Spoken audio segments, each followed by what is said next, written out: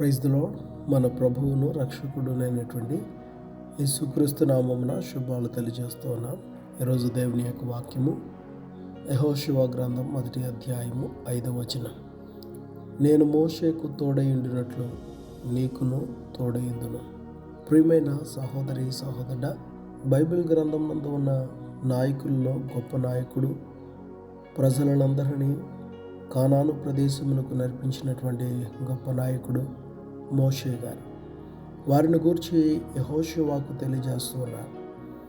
మోషే తర్వాత ఇశ్రాయేలులందరినీ నడిపించవలసినటువంటి ఆ గొప్ప బాధ్యత భారాన్ని యెహోషువ మీద నిలిపిన సమయంలో యెహోషువను బలపరచుటకై, ధైర్యపరచుటకై మోషే గారి గురించి యెహోషువకు తెలియజేస్తూ ఉన్నారు. ప్రియమైన సహోదరి సహోదరుడా, మోషే యొక్క నాయకత్వంలో నుంచి మన జీవితానికి అవసరమైనటువంటి శ్రేష్టమైన సందేశాన్ని దేవాతి దేవుడు బైబిల్ నందు ఉంచి ఉన్నాడు. అది మోషే యొక్క సామర్థ్యమును గూర్చినది. నిజానికి అన్ని లక్షల మంది జనాంగాన్ని నడిపించటానికి మోషే సామర్థ్యం కలిగిన వాడు కాదు. ఎందుకంటే వారికి ఆహారం కానీ, వారికి సమస్తాన్ని కానీ సమకూర్చగలిగినటువంటి ఆ సామర్థ్యత ఒక్కనికి లేదు. అయితే అతని సామర్థ్యత కంటే ఎక్కువ చేయగలిగినటువంటి ఆ స్థితి కేవలము దేవుని యొక్క సహాయమును బట్టే. మోషే ఎన్నో మార్లు ఆహారం అవసరమైనప్పుడు దేవుణ్ణి అడిగాడు. ఎన్నో మార్లు దాహానికి కావలసినటువంటి నీటిని దేవుణ్ణి అడిగి పొందుకున్నాడు.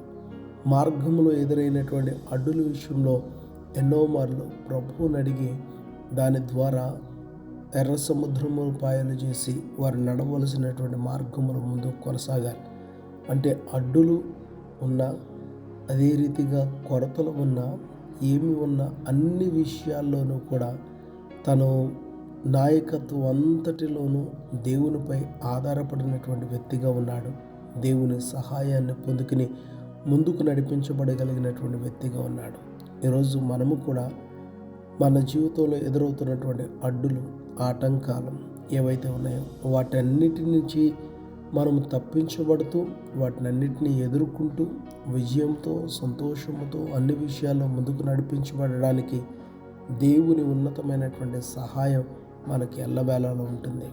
కాబట్టి మోషే ఎలాగున్న దేవుని పైన ఆధారపడ్డాడో అలాగనే మనమును దేవుని పైన ఆధారపడుతూ దేవుని యొక్క ఉన్నతమైనటువంటి కార్యాలతో మన జీవితాలను నడిపించుకుందాం. మోషేకు తోడుగా ఉన్న రీతిగానే దేవుడు నీకును తోడై ఉన్నాడు. ప్రభు కృప మీకు తోడైండి సమస్త కార్యములు జరిగించునుగాక. ఆమేన్.